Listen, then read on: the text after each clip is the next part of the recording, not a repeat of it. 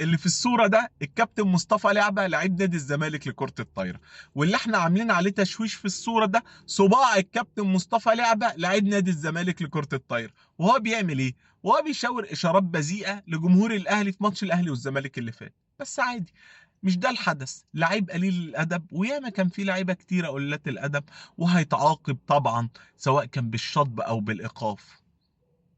بس الحقيقه ان مصطفى لعبه ما تعاقبش. والله ما تعاقبش، صدقني. اتحط عليه غرامه 250 الف جنيه عشان يبقى عبره.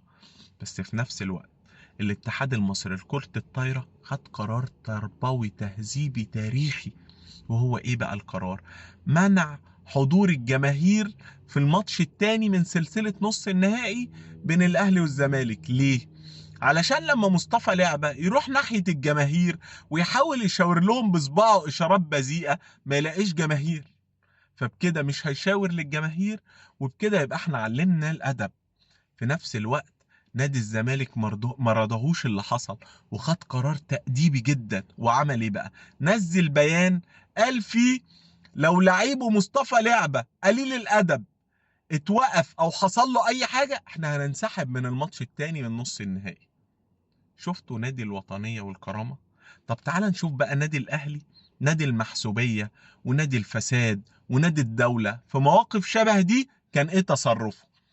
سنة 97 كابتن إبراهيم حسن نجم الفرقة على خلفية أحداث ماتش مصر والمغرب وعمل إشارة زي دي، الأهلي خد قرار بإيقافه سنة.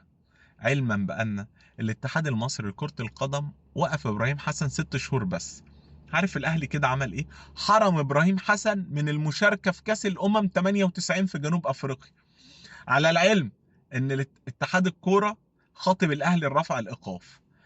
الجهاز الفني لمنتخب مصر كابتن الجوهري طلب إبراهيم حسن رسمي، بس الكابتن صالح سليم راجل المبادئ والأخلاق رفض وأصر على تكملة الإيقاف.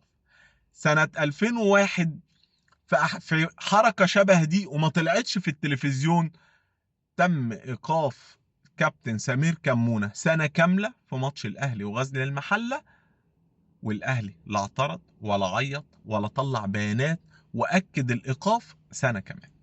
طيب سيبك بقى من الكورة، في الطايرة اللي شبه دي سنة 2004 الكابتن أيمن رشدي أسطورة الأهلي التاريخية في الطايرة عمل حركة شبه دي لجمهور نادي الزمالك. عارفين الأهلي عمل إيه؟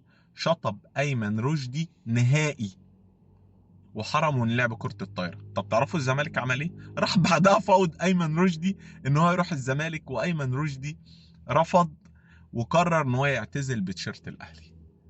ده الفرق بين نادي المحسوبية وهو الأهلي، ونادي الوطنية والكرامة طبعا نادي الزمالك. السلام عليكم.